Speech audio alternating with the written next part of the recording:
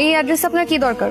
আমার একটা বিয়ের দাওয়াত আছে, আমার বেস্ট ফ্রেন্ডের বিয়ে। ওরকম কোনো অনুষ্ঠান করছে না, বললো যে দেখতে গিয়ে বিয়ে হবে। ও আমার 5টার মধ্যে যাওয়ার কথা। এই অ্যাড্রেসে গিয়ে আপনার কোনো কাজ নেই, আজ বিয়েটা হচ্ছে না। কেন? কারণ কনে বিয়ে থেকে পালিয়েছে, তার বিয়েতে মত নেই। আপনি কিভাবে জানলেন? কি আশ্চর্য, আপনার আমাকে দেখে কি মনে হচ্ছে? আপনাকে দেখে মনে হচ্ছে আপনি কোনো বিয়ে থেকে। ও, আপনার সাথেই আমার বন্ধুর বিয়ে হওয়ার কথা ছিল। ইন্টারেস্টিং। আসলে ভালোই হলো, মানে আমার চেম্বারে একটা কাজ আছে, বিয়েটা হলে আজকে কাজটা হতো না। থ্যাংক ইউ আপনাকে। অদ্ভুত মানুষ তো আপনি। তোর যে ছেলেটাকে পছন্দ না, এটা আমাকে আগে বললেই হতো। তুমি আমার কোনো কথা শোনো, আমি তো ছেলেকে দেখিনি। আর এভাবে না দেখে শুনে কাউকে বিয়ে করা যায় না। তাই তোকে কালকে ছবি দিয়ে গেলাম না। শোনো মা, এভাবে না বিয়ে হয় না। একটা ছেলেকে বিয়ের আগে ওর সাথে কথা বলতে হবে, ওকে জানতে হবে, আগে দেখতে হবে যে ওকে আদৌ বিয়ে করা যাবে কিনা। আসতে পারি? জি আসুন, বলুন কি সমস্যা আপনার? ঠিক, কালকে আমার আপনার সাথে বিয়ে হওয়ার কথা ছিল, আপনি আমাকে মিথ্যা বললেন কেন?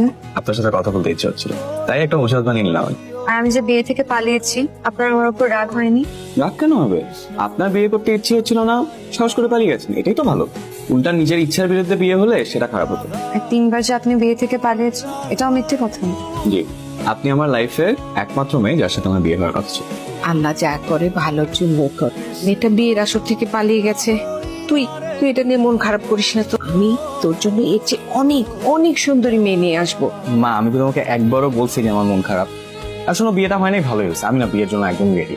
আমি তোমাদের চাপা চাপিতে রাজি হয়েছিলাম। তুই ভেঙে পড়িস না, যদি বেশি মন খারাপ হয় না, তুই বাইরে থেকে বন্ধু বান্ধব নিয়ে ঘুরে আয়। মা, আমার চেম্বারে কাজ আছে, আর শোনো আমার একদমই কষ্ট হচ্ছে না, আমি কেন ভেঙে পড়বো? আপনি আমার অফিসে? আপনি আমার চেম্বারে যেতে পারবেন, আমি আপনার অফিসে আসতে পারবো না? না মানে, আচ্ছা কেন আসছেন বলুন। এখানেই বলবো। সবচেয়ে ভালো হয় যদি একটা রেস্টুরেন্টে বসে কথা বলি। অফিস থেকে আধা ঘন্টা ছুটি নিতে পারবেন? পারবো। আসলে যেটা বলতে চাচ্ছিলাম যে আমার আসলে বিয়ে শাদী করার খুব একটা ইচ্ছে ছিল। তো মা জোরাজুরি করে, তো একদিন হঠাৎ করে আপনার ছবি দেখে বললো দেখ কেমন লাগে।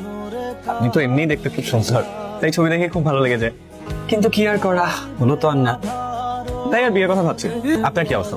মানে আপনি কি বিয়ের কথা ভাবছেন না? মানে করবেন না? করবো না কেন, অবশ্যই করবো। মেয়ে হয়ে জন্মেছি, মা হতে হবে না? হ্যালো, কেমন আছেন আপনি? ভালো, আপনি? চলছে কোন রকম। মা বলেছিল কিছুক্ষণ আগে আপনার কথা। তো কোন রেস্টুরেন্টে বসবেন? রেস্টুরেন্টে? আচ্ছা, আপনি কি আমাকে চিনতে পেরেছেন? ও সরি, আমি আসলে আপনাকে অন্য একজন ভেবেছিলাম। তো আপনি কি মনে করে? না, এমনিই কল দিলাম, আসলে মনটা খুব খারাপ তো। কেন, কি হয়েছে? তারপর আমাকে কি তোমার পছন্দ হয়েছে? মাত্রই তো দেখা হলো, এখনো কিছু ভাবিনি। মাত্র দেখো তাতে কি, আমি কি হ্যান্ডসাম না? আর তুমি কি জানো সব মেয়ে আমাকে প্রথম দেখাতে প্রেমে পড়ে যায়? তাই নাকি? কারণ কোনো সন্দেহ আছে? ইউ আর সো লাকি যে তুমি আমাকে বিয়ে করতে পারতেছ। আচ্ছা শুনুন, আমি আজকে